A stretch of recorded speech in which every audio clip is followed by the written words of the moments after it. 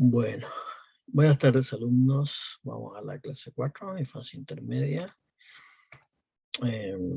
Voy a compartir pantalla para que comencemos. Eso es. Bueno, entonces,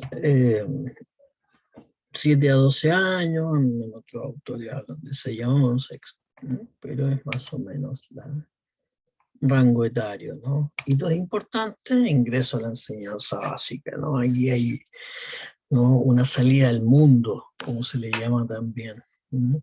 Lo que hace también un momento muy sensible para la familia, para el niño también, ¿no? Es un niño que va muy translúcido al encuentro con el mundo, y así es como muchos profesionales que trabajan con niños están también posibles, sin ser expertos en salud mental, están posibles de ver, ¿no sé, a través del comportamiento, a través de, ¿no?, el desempeño del niño, qué sé yo, cómo le pesa el cierto estrés que uno va trayendo, ¿cierto?, de sus propias familias. Ya lo veremos más adelante acerca del estrés familiar.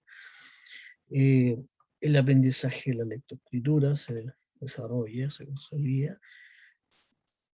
Hay una mayor convivencia con los padres y también una mayor estadía fuera del hogar, ¿ya? Eso es importante.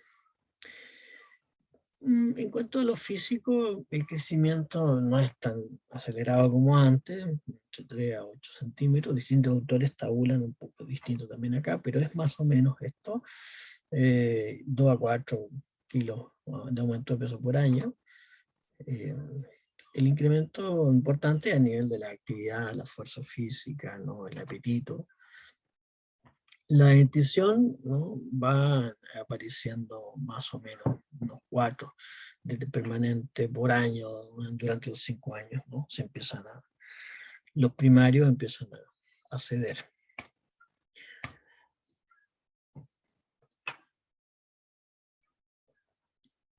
La imagen corporal, ya lo iremos también confirmando más adelante, pasa a ser muy protagonista. Sí, en tanto, ¿no es cierto?, hay, ¿no?, hay un crecimiento, pero también hay una mayor exposición hacia el entorno, ¿sí? Entonces la influencia de los pares pasa a ser, ¿cierto?, bastante protagonista ahí.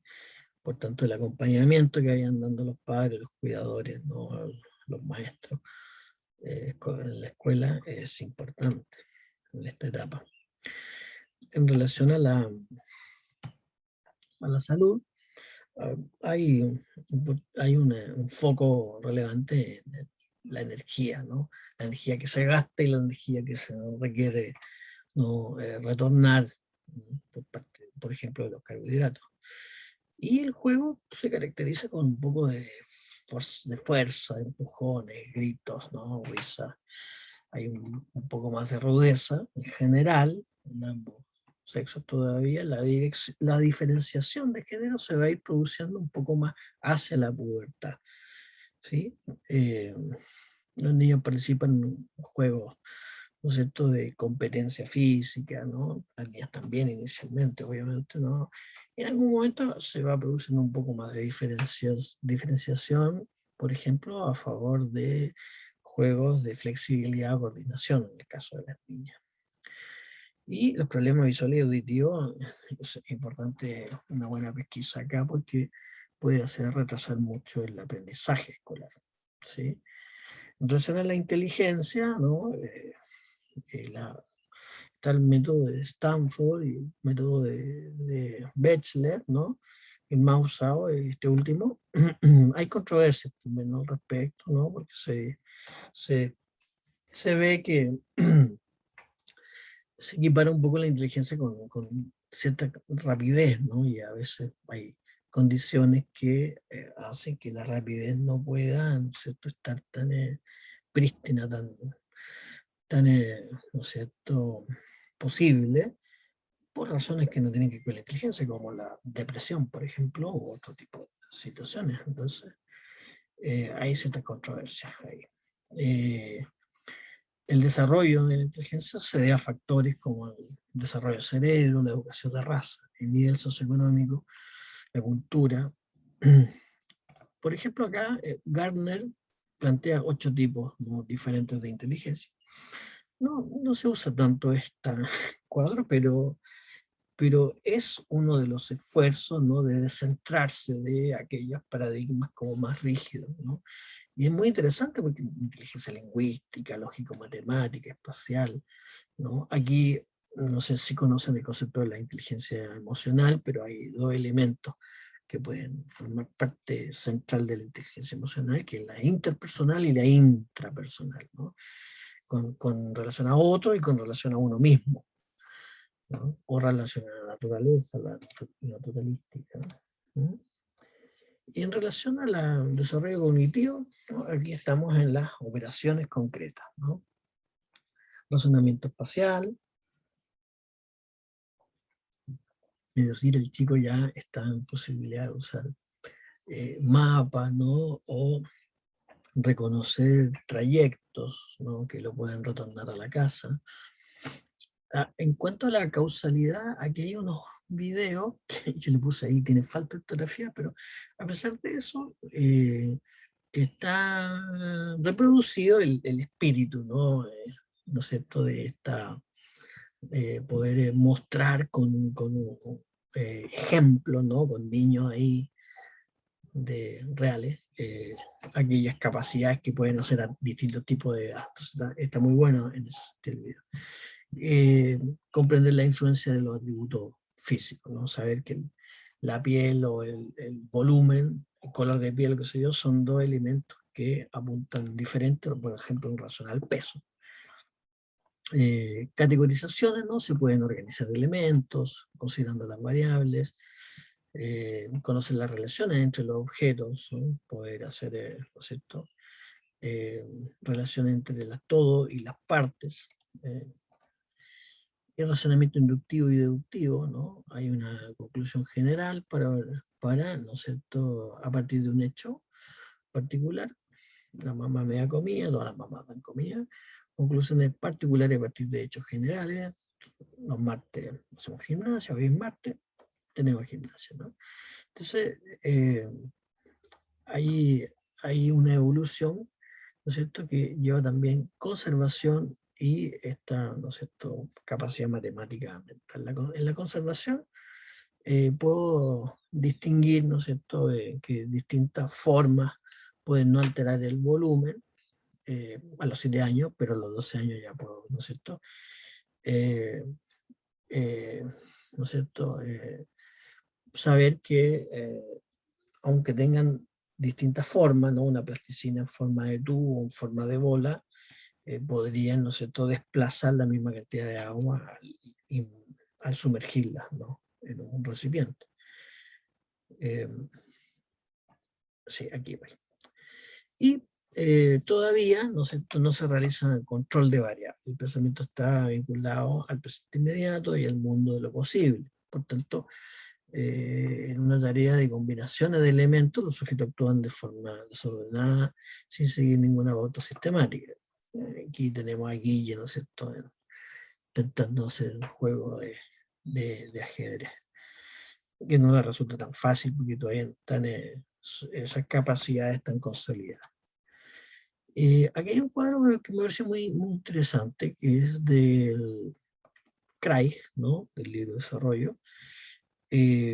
Entonces, el paso de la etapa preoperacional a la operacional concreta, entonces está justamente ahí casi ítem a ítem, puesto en cómo se produce, ¿no es cierto?, ese cambio. Y el cambio es importante, ¿no?, de la rigidez, ¿no es cierto?, a la flexibilidad, de la irreversibilidad a la reversibilidad, ¿no? Limitado al aquí y el ahora, en cambio aquí no está en esa limitación, centrado en una dimensión, multidimensional, eh, un poco más egocéntrico, no tan egocéntrico, centrado en la evidencia perceptual, ¿no?, y caracterizado por el uso de inferencias lógicas muy diferentes. Intuitivo, caracterizado por la búsqueda de relaciones causales. Y aquí hay ejemplos de, ¿no?, de los distintos desarrollos y los avances, ¿no?, que vamos un poco más en la línea de lo que acabamos de revisar. Desde el punto de vista del desarrollo moral de Piaget, ¿no?, observaciones de Piaget en relación al desarrollo moral, dice que va de la sumisión, ¿no es cierto?, a la cooperación, que en general va muy en la línea de todos los teoristas. Ya había mencionado que en general se entrelaza, ¿no?, el aporte, ¿no es cierto?, desde cada aspecto del desarrollo de estos teoristas que vamos estudiando, se entrelazan de algún modo. Fíjense, ¿no?, Piaget lo que dice de la sumisión a la cooperación, ¿no? Desarrolla la empatía, una mayor flexibilidad en las reglas y castigos, construye conceptos de justicia y valora, ¿no es cierto?, el respeto mutuo. Fíjense en Colbert, el desarrollo moral. Aquí estaríamos pasando, ¿no es cierto?, de lo preconvencional a lo convencional, ¿no?, del uso de castigos y obediencias, ¿no?, y de una mirada más individualista a la mutualidad, ¿sí?, y también el concepto de la ley y orden. Entonces va muy en la línea, muy en la mano de la observación de desarrollo moral anterior. Y fíjense que Erikson, ¿no es cierto?, nos muestra que esta, ¿no es cierto?, tensión entre la suficiencia y la inferioridad, ¿no? El desafío es el logro de competencias, aprender habilidades, verse capaz, ¿no es cierto?, afrontar los sentimientos de inferioridad, ¿sí? Y es comprensible porque fíjense que hay un crecimiento y una capacidad, ¿no es cierto?, cognitiva que me permite, ¿no?, y estar un poco más enfocado hacia el mundo, pero necesito como enfocarlo con alguna precisión, ¿sí? No, no es como azaroso mi forma de relacionarme con el mundo, necesito un poco ocupar estas capacidades, ¿no es cierto?, estas lógicas, ¿no?, que me van llegando. Eh, entonces, está ahí, ¿no es cierto?, por eso como la pelea entre la suficiencia y la inferioridad, ¿sí? Es decir, poder, ¿no?, ir a la conquista del mundo como de un modo suficiente. Y va también muy de la mano, recuerden que desde el punto de vista psíquico, ¿no?, aquí estamos en la latencia, ¿no? Recuerden que en la latencia había una represión de los impulsos sexuales, ¿no? Entonces hay un volcamiento hacia el mundo por la vía de mecanismo de defensa, ¿no es cierto?, la sublimación, esta especie de, ¿no es cierto?, autoerotismo que luego pasa a un mundo un poco más erotizado, un mundo más divinizado, ¿no?, psíquicamente por mí, y entonces tengo más disposición a ir al mundo, eh, y por tanto voy desarrollando un poco, yo usando y desarrollando esas competencias, ¿no?, que tengo. Y también la inferioridad suena porque recuerden que veníamos, la clase anterior, veníamos del Edipo, ¿no es cierto?, que de algún modo me pone como a raya en relación a esta, ¿no?, suerte como de búsqueda, ¿no?, búsqueda de la madre, apropiación de la madre, ¿no?, la presencia del padre pone, ¿no es cierto?, el triángulo en orden, ¿no?, pone al niño en un lugar de exclusión legítima, ¿sí? Y eso es una frustración de la vida, ¿no?, por decirlo así, que es muy importante aprender, ¿no? Y trae mucho lío no poder, no estar en esa posibilidad de aprender. Eh, entonces, de algún modo veníamos de esos duelos, ¿no? De esos duelos de entender que la vida no es un ideal, ¿sí? De a poco, ¿no? No nos tardamos la vida entera de un poco viendo eso, entendiendo eso. Pero ahí es fuerte, ¿no? Es fuerte el cambio, ¿no? De una vida más idílica a una vida que es como eh, más de verdad, por decirlo así. Y entonces la inferioridad, claro que es tema, sí, por supuesto que sí. ¿sí? Y poder sortearla de maneras más concretas, por decirlo así, ¿no? Yendo a aprender el mundo, tomar el mundo con ciertas precisiones. En relación a la autoimagen, ¿no? Y a la autoestima, en esta etapa es importante facilitar, esto es para padres, cuidadores, hermanos muy mayores, maestros de escuela, el equilibrio en la autoimagen, ¿no? Poder reconocer los aspectos fuertes, ¿no es cierto? Y los aspectos débiles de cada persona y poder irlos como integrando, ¿sí? Poder irlos tolerando, ¿sí? Una tarea como de vida, pero que parte fuertemente en esta etapa. ¿Mm? Hay esta edad que se cree que uno puede ir haciéndolo todo, ¿no? Y jugar al quien gana parece ser un poco importante, pero tolerar el momento en que él toca a uno perder parece igualmente importante. Integrar diversos aspectos físicos y afectivos, ¿no? Cuando influye mucho la imagen física en popularidad, ¿no? Esto es como la influencia de los grupos de pares.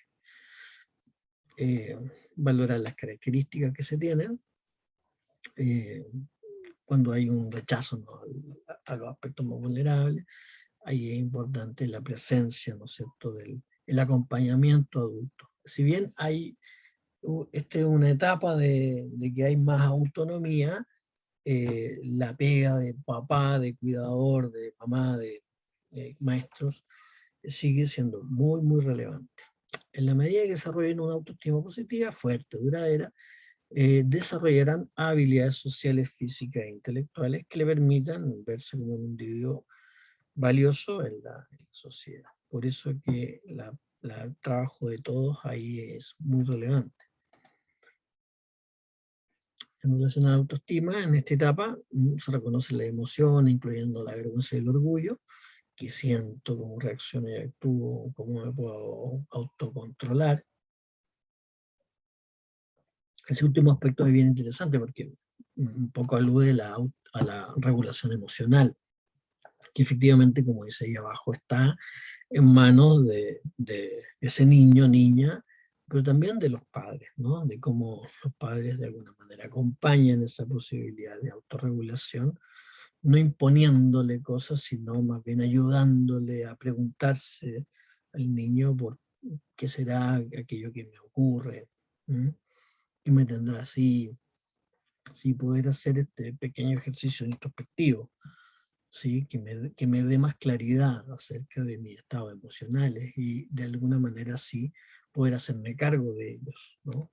La autorregulación emocional tiene mucho que ver con eso, con el grado de conciencia que se pueda tener de los estados emocionales. A los adultos nos pasa mucho que no teniendo conciencia de cómo me siento, puedo, ¿no es cierto?, irrumpir un comportamiento más sintomático, ¿no? Como aquello que le llamamos, ¿no?, lo, el mal carácter, ¿no?, el enojo explosivo, los portazos y todas esas cosas, muchas veces están por fuera de nuestra conciencia respecto de qué sentimos, ¿no?, qué nos está pasando. Bueno, igual en niños y en este caso deberían contar con el acompañamiento de los adultos cuidadores o que cumplen algún rol o función. En cuanto a la sociabilidad, los pares ejercen influencia, bueno, ya lo habíamos visto, la amistad pasa a ser algo muy, muy importante. Hay distintos, ¿no es cierto?, grados, ¿no? Un poco la más funcional, entre los 4 y los 9 años, ¿no? Más recíproca, ¿no? Hasta los 12 años y claro, ya esta otra etapa de 9 a 15 hay más, ¿no?, es más sistemática, ¿no? Se puede dar posesiones, celos, qué sé yo. Eh, Dificultades emocionales usuales, oposicionismo,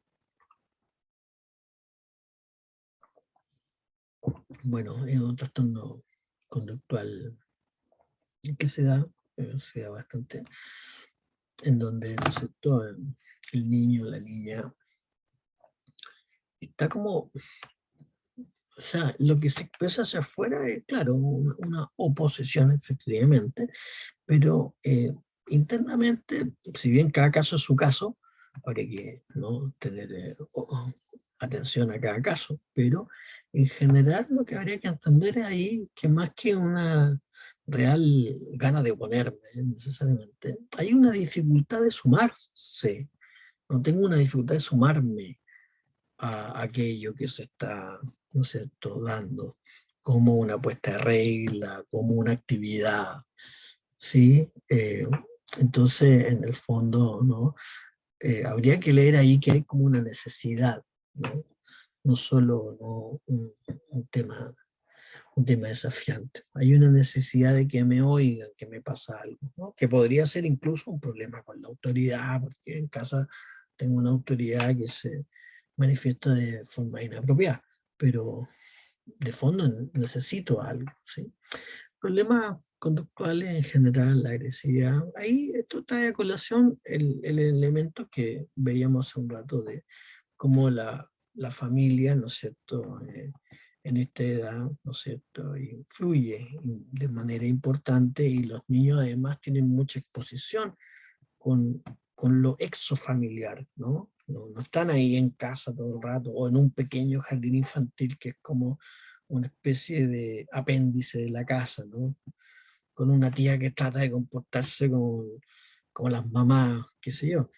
Aquí están en una maqueta del mundo, pero bastante más parecida al mundo real que un jardín infantil.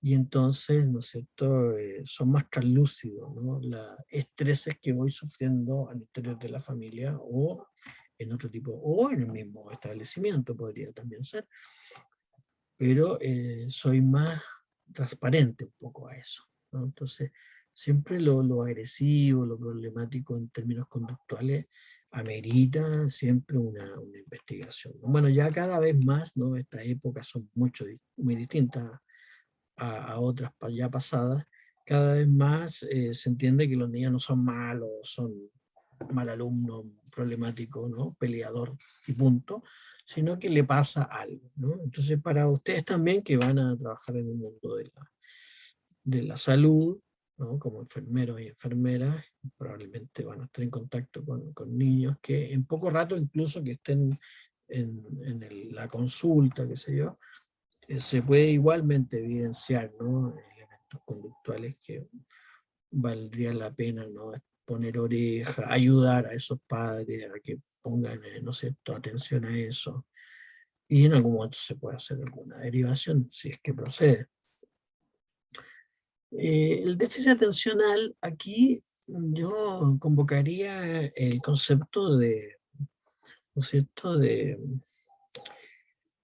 neurodiversidad. Es un muy lindo concepto, ¿no es cierto?, que aparece en relación al autismo, específicamente al Asperger, pero que me parece que es válido para muchas otras condiciones, ¿no? Entonces, si bien es cierto que el síndrome de déficit atencional se conoce como una gran problemática, ¿no?, sobre todo para los profesores, porque es como el niño que no les deja hacer clase o algo por el estilo, habría que entender que, por un lado, ¿no es cierto?, está esta diversidad neurológica, ¿no?, que me hace, ¿no?, que mi forma de atención pueda ser un poco más, ¿no es cierto?, hacia un solo elemento o un poco más hacia múltiples elementos, que me acomoda más, ¿no? Cada uno de ustedes, ¿no?, probablemente tiene aquí la experiencia de, ¿no?, estudian muy callados, muy encerrados, o estudian,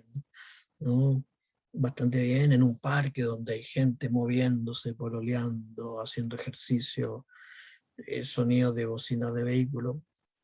Cada uno tiene su propio fórmula, ¿no?, que ojalá fuera, ¿no?, conociendo cada vez más.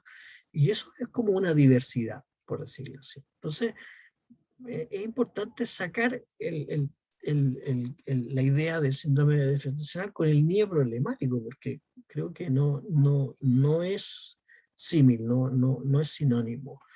Y cuando aquí habla de que pueden haber problemas de impulsividad, Sí, eso más bien eh, creo que da cuenta, ¿no es cierto?, de un trastorno más emocional, de una dificultad de regularse, ¿sí?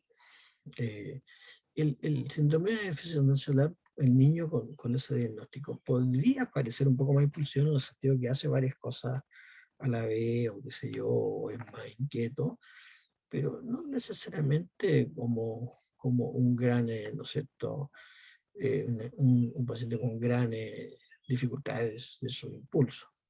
Entonces, creo que es importante. Hace mucho tiempo ya que se viene hablando de sobrediagnóstico a nivel de síndrome de déficit atencional. Así que es importante que tengamos también esa idea. Los trastornos del aprendizaje, ¿no?, que pueden venir con una base fonológica o desde el punto de vista del desarrollo, ¿no es cierto?, eh, aspectos maduracionales, ¿sí? Son, ¿no es cierto?, circunstancias que van a estar un poquito más, ¿no es cierto?, sensibles de percibirse por la línea de educación, obviamente.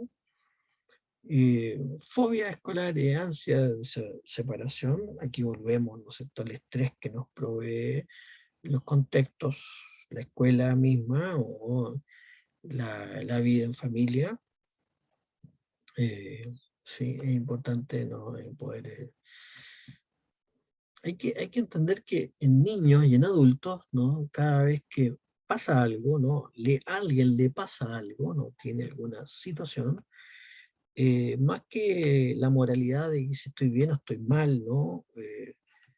Qué sé yo, es importante entender que hay alguien que sufre, ¿sí? Desde el punto de vista de la salud mental, siempre es un poco más cálido entenderlo, sí, ¿no? Hay alguien que sufre y por tanto, cada vez que en ese caso sea un niño, va a ser muy importante que los que estén en su alrededor, primero los padres, por supuesto, pero también los técnicos que vamos a tener contacto con ese niño esporádicamente, podamos, ¿no?, estar atentos y capacitados para, ¿no es cierto?, distinguir, ¿no?, si es que hay un sufrimiento que sea bueno de poder pesquisar, diagnosticar e investigar. ¿Mm? Eh, las fobias sociales, o rechazo a situaciones sociales, bueno, me parece que están en el contexto de lo anterior, un poco se originan, ¿no es cierto?, en la manera en cómo se va gestando un tipo de neurosis propiamente tal. No sé si será pertinente desarrollar mucho más la idea, pero importante es que puedan como, ¿no es cierto?, comprender que un rechazo a situaciones sociales, un aislamiento, más importante, si tienen claro como las características de esta etapa, ¿no?, de el contacto social, ¿no es cierto?, el juego, esta cosa como de ir a la búsqueda, ¿no es cierto?, del grupo, van a poder distinguir cuando un niño está en todo lo contrario, ¿no? Y van a poder también pensar que es algo llamativo, como a lo mejor para una ayuda adicional a ese paciente, ¿ya? Eso sí que sería como importante comprender. Y la depresión infantil, sí, que yo les recordaría, ¿no?, esto que estudiamos del juego, ¿no? Uno de los principales elementos de poder comprender la depresión infantil es que son niños que no juegan en general, ¿no?, o que tienen una gran dificultad, ¿no?, a estar en esa, como diría, ¿no?, en ese como placer, por decirlo así, ¿no?, en esa especie como de éxtasis, de estar en el juego, ¿no?, porque como un descanso también de lo psíquico, en general estando deprimido es algo que se imposibilita bastante. Y también aquí hay, más específicamente, aquí se parece un poco a la depresión en adultos, sensación de soledad, ¿no? Aquí está la incapacidad para divertirse, que podríamos pensar también para jugar. Al revés, se podría dar como extrema actividad, ¿no? O apatía también, sentimiento de minusvalía, malestares físicos, fatigas, cambio de peso.